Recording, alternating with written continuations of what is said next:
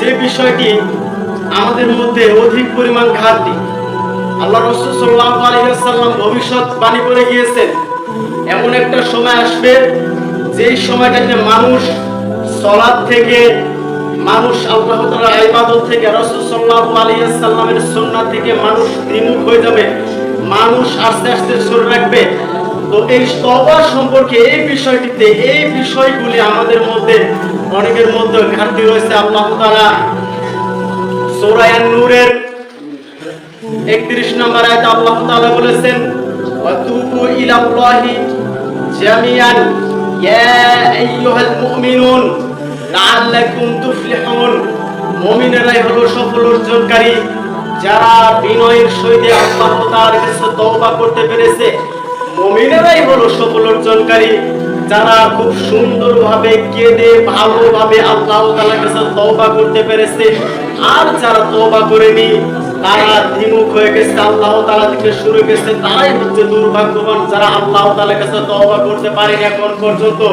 আল্লাহ তাআলা সবাইকে আমাকে আপনার সাথে তওবা করার তৌফিক দান করে, আল্লাহুম্মা আমিন।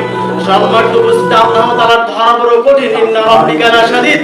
রবের ধরা বড় কঠিন, সুতরাং হে বান্দা, তুমি যদি আল্লাহ তাআলার ধরা বড় কঠিন শাস্তি থেকে যদি বাঁচতে চাও, তাহলে আল্লাহ তাআলার ইবাদত করো, সূরা জারিয়ার 56 নম্বর আয়াতের অনুসরণ করো, তবেই না আল্লাহ তাআলা তোমাকে ক্ষমা করতে পারে। আল্লাহ তাআলা তার ইবাদত এমনকি ক্ষমা প্রার্থনা করার জন্য বেশি বেশি তওবা করে, আল্লাহুম্মা আমিন। ইন্নাল্লাহা ইউহিব্বুত তাওয়াবিনা।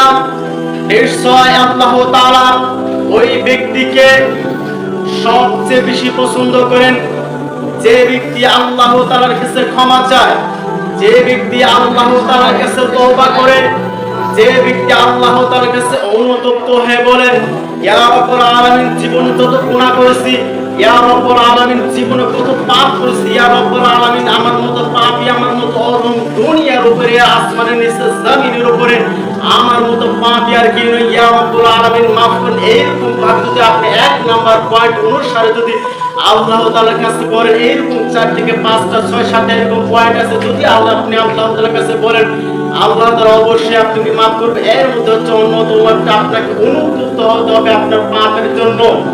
দ্বিতীয় নাম্বার, যে পাপ করেছেন সে পাপ আপনাকে বর্জন করতে হবে। হে আল্লাহ, যে পাপ করেছে আপনার থেকে আমাকে মাফ করুন।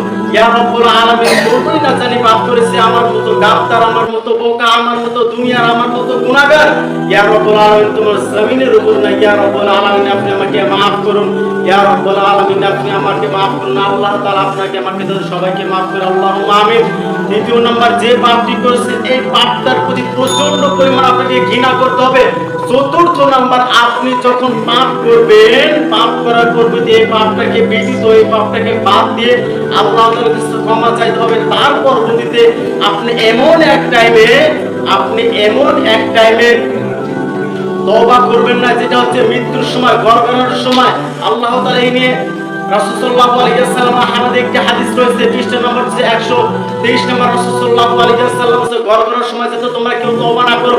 ওই টাইম হচ্ছে মালাকুল মউত আসে, যেই টাইমে তোমাদের তওবা কবুল করা হয় না।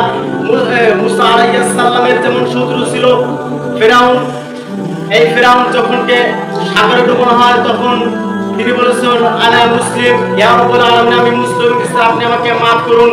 আল্লাহ তাআলা বলেছেন, তোকে বিশাল এক লম্বা সময় দিয়েছিলাম, 40 বছর যাবত আমি তোকে, 40 বছর যাবত আমি তোকে কোনো রোগ বালাই দেইনি। তুই তখন যদি আমাকে একবার যদি বলতি, হে রব্বুল আলামিন, হে রব্বুল আলামিন, হে আল্লাহ আমার ভুল হয়ে গেছে, আপনি আমাকে মাফ করুন, আমি তখন সাথে সাথে মাফ করে দিতাম। কিন্তু তুই যখন মৃত্যুবরণ করেছিস, যখন মানুষ বিপদ, এটাই মানুষের স্বভাব, মানুষ যখন